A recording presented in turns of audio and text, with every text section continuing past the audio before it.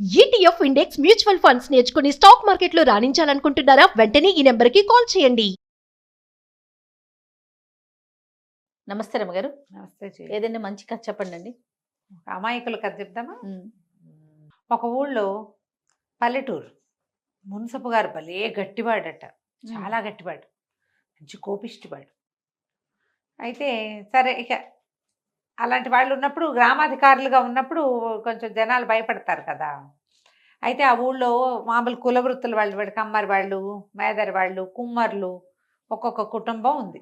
మామూలుగా ప్రతి ఊళ్ళల్లోనూ అలాంటి వాళ్ళు ఉంటారు. ఈ కమ్మర్లు, కుమ్మర్లు, మేదర్లు వీళ్ళంతా ఎందుకు పనికొస్తారు గ్రామానికి? గ్రామంలో అందరికీ కావలసిన తడికలు, చేటలు, బుట్టలు, గంపలు ఇవన్నీ అల్లి పెట్టటము, అల్లటము, తర్వాత ఎవరైనా వెళ్ళిపోతే పాడగట్టటము, దానికి మేదరవాళ్ళు వాసాలు అవి కొట్టుకొచ్చి కట్టలు కట్టటము, అవన్నీ వాళ్ళు చేస్తారు. కుమ్మరి వాళ్ళు ఏం చేస్తారు? కుండలు చేస్తారు. వీళ్ళకి కావాల్సిన పాత్రలు, ఇప్పుడంటే స్టీలు ఇతళ్ళు వచ్చినాయి, అప్పుడే ఉన్నాయి. అన్నానికోటి, కూరకోటి, చారుకోటి, మజ్జిగకి, పాలకి, మంచినీళ్ళకి కడవలు, ఎన్ని కావాలి, అవునవును, ఇటుకలు, ఆ పనులు కూడా ఉంటాయి కదా. కుమ్మరి వాళ్ళు ఒక కుమ్మరి కుటుంబం. అక్కడి నుంచి కమ్మరి వాళ్ళు, వీళ్ళు ఏం చేస్తారు?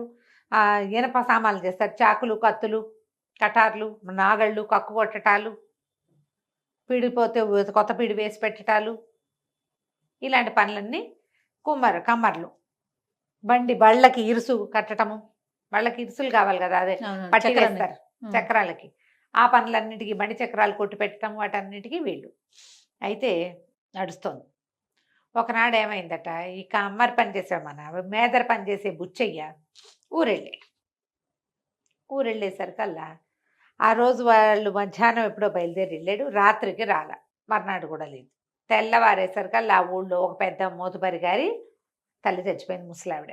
అయ్యో, ముసలావిడ పోయేసరికల్లా సరే ముందంతా ఏవో వ్యవహారాలు అవి ఇవి చూశారు. మధ్యాహ్నం అయ్యేసరికి లేవదీయండి అన్నారు. లేవదీయాలంటే వాడు రావద్దు, మేదరవాడు పాడగట్టాలి కదా. అక్కడి నుంచి శవయాత్రకు కావలసినటువంటి సాధనానికి మనిషి లేడు. చిందులు దొక్కాడు మున్సబు గారు.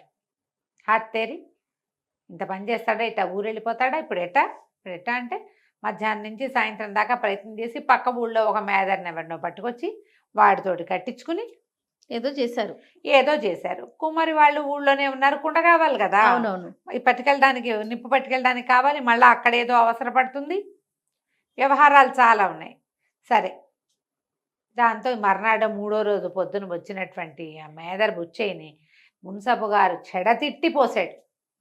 ఊరికి ఒక్కగానొక్క మేదర్వి వెళ్ళిపోతే అప్పట్లో ఏం చేసేవాళ్ళు అంటే వార్షికాలు ఇచ్చేవాళ్ళు, వాళ్ళ పద్ధతులు అనమాట.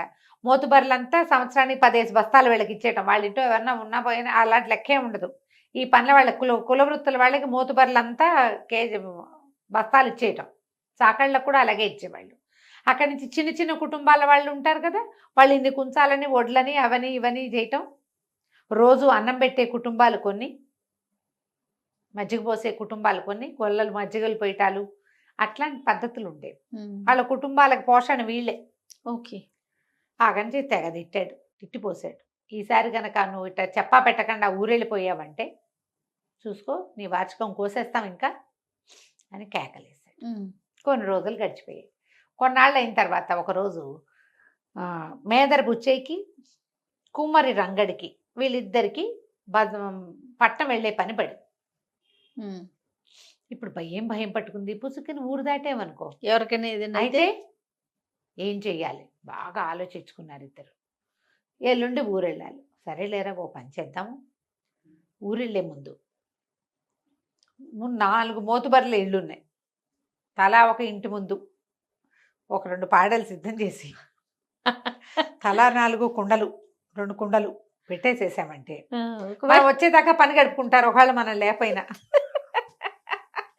అని చెప్పి సాయంకాలం చీకటి పడేసరికల్లా పాడలు రెడీ చేసుకుని 4 ఇళ్ల ముందు 4 రోళ్ళు, 4 ఒక పాడలు, 4 పాడలు, తలా 2 కుండలు పెట్టేసేసి రాత్రి చీకటి మాట బయలుదేరి వెళ్ళిపోయాక ఏమైంది, ఆ రోజు మధ్యాహ్నం మున్సబు గారికి భార్యకి ఒంట్లో బాగుండలా.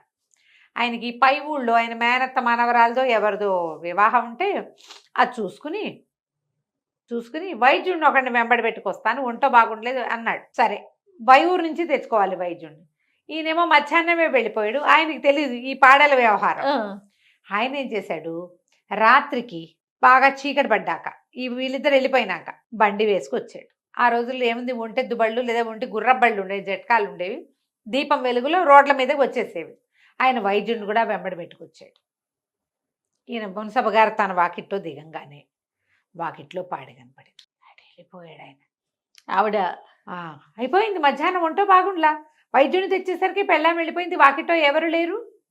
వాళ్ళేమనుకున్నారు, ఆయన వస్తాడని వాకిట్లో పెద్దలంతరు వెలిగించి పెట్టారు. ఈయనకు ఆ చీకటి మాటన అక్కడ ఒక చాప చుట్ట ఉంటే అది ఇదేనని భావించి అందుకే పెద్ద దీపం పెట్టారని వాడు కూడా సిద్ధంగా ఉంది, 2 కుండలు సిద్ధంగానే లబో అది పోసే ఇంత పని చేసావే ఓసిని దుంపదేగా వైద్యుని తెచ్చేదాకా ఆగలేకపోతేవేమే అని పెద్ద కేక పెట్టాడు. అని పెద్ద పెట్టి ఏడ్చేసరికల్లా పక్క వీళ్ళల్లో అరుగుల మీద పడుకున్న వాళ్ళు హడిలిపోయి లేచారు. ఏమిటి ఏమిటి ఏదో అయిపోయిందని. ఇంకేముంది, మున్సబ్ గారు వెళ్ళాం పోయిందని అందరూ లేచి వచ్చేసారు. అయ్యో రామ. ఈ వైద్యుడు తను ఉండాలో వద్దని, తను ఎవరి కోసం చూడడానికి వచ్చాడో ఆవిడ పోయింది. ఇంకెందుకు, బయట పెద్ద పెద్ద శోకండాలు వినపడేసరికి మున్సబ్ గారు పెళ్ళాము అమ్మ ఇద్దరు తలుపేసుకుని లోపల పడుకున్నారు. బయట శోకాలు వినపడేసరికల్లా బండి వచ్చిన చప్పుడు తెలుస్తుంది. బండి ఆ గుర్రాలు కదులుతున్నాయి, మూలమవుతుంది. మధ్య మధ్యలో గిల్గిల్ అంటుంటే అయ్య బాబోయ్ బండి వేసుకుని వెళ్ళాడు, ఏమైనా ముంచుకొచ్చిందో ఏమిటో, బండితో సహా తీసుకొచ్చేసినట్టున్నారు, ఓర్నామగుడో అని ఆవిడ ఏడ్చుకుంటూ, అని నా కొడుకో పోయావరో అని ఆవిడ తల్లి భార్య ఇద్దరు బయటకు వచ్చేసారు. లబో దిబో అని వాళ్ళే ఏడిపి వీళ్ళు ఏడిపి ఈవిడ పరిగెత్తుకుంటూ గుర్రబండి దాకా వెళ్ళి బండి నానుకుని ఏడుస్తున్న మొగుడిని కావిటేసుకుని నా మొగుడో అని ఈవిడ నా పెళ్ళామో అని ఆయన ఒకళ్ళొకళ్ళు కావలించుకున్నారు, పోయారని ఏడుస్తున్నారు. ఇంతలో ఒకళ్ళిద్దరికి అర్థమైంది, ఇదేమిటి ఏమిటి ఎవరి కోసం ఎవరు ఏడుస్తున్నారు, ఇద్దరు ఉన్నారు. ఎప్పుడైతే ఈ మున్సబ గారు పెళ్ళాం పోయింది అన్న వార్త బయటకు వచ్చిందో మోతబార్లకి కబురు వెళ్ళిపోయింది. వాళ్ళు బయటకు వచ్చి తమ ఇంటి వాకిట్లో ఉన్న పాడల్ని కుండాలు చూసి వాళ్ళని కందిపోయారు. మన ఇంటి ముందు పెట్టున్నాయి ఏమిట్రా, మున్సబ గారు పెళ్ళాం పోతే మా ఇంటి ముందు పాడలు కుండలు ఏమిటో ఈ సంగతి కనుక్కుందామని ఆయన పోయాడో ఆవిడ పోయిందో ఢిల్లీలో అందరూ వచ్చేసారు. వచ్చేసేసరికి ఇంకేముంది, అసలు వాళ్ళిద్దరూ బతికే ఉన్నారు, పాడే కుండ మాత్రం అక్కడ ఉన్నాయి. అక్కడి నుంచి 1 గంటకు అందరూ స్థిమితపడ్డారు. ఇంట్లో నుంచి లోపలికి వెళ్ళి మంచినీళ్ళు ముంచుకుని తాగారు, అందరూ నిలబడ్డారు. తీరా చూస్తే వెళ్ళిన వాళ్ళు కూడా కొంతమంది చెప్పారు, పని వాళ్ళు అందరు మోతపర్లు ఇళ్ళ వాకిళ్లలో అన్నం గారి వాకిట్లో కూడా ఉన్నాయి, పెద్దరెడ్డి గారి వాకిట్లో ఉన్నాయి అని చెప్పేశారు. కల్లా వీళ్ళు ఆశ్చర్యపోయారు. సరే అందరూ వాళ్ళని ఒకళ్ళు ఓదార్చుకుని పడుకున్నారు. తెల్లారలేదు, 3వ రోజు పొద్దున్నే మన వాళ్ళు వచ్చారు. ఏరా మీ దుంపలదేగా ఈ పాడలు కుండలు పెట్టారేమిట్రా అంటే, మేము ఊరెళ్ళాం బాబు, ఓవేళ అవసరమైతే ఎక్కడికి వెళ్తారు, మీరు పై ఊళ్ళకి వెళ్ళలేరు కదా, అందుకని జాగ్రత్తగా పెట్టి పాడేకుండా ఎప్పుడు చేయాలి, అప్పుడు ప్రత్యేకమైన సందర్భంలో చేయాలి కదా. అక్కడి నుంచి తెగదిట్టి వాటిని ఎక్కడో చేతిలో బారేయించారనమాట. తర్వాత నుంచి ఇలా కాదు, ఇంకొక కుటుంబాన్ని తెచ్చుకుందామని ఇంకో కుటుంబాన్ని, వాళ్ళ పిల్లల్ని ఇచ్చిన అల్లుళ్ళని వాళ్ళని తెచ్చిపెట్టుకున్నారు కథకంచికి మనం ఇంటికి. నమస్తే అండి. నమస్తే.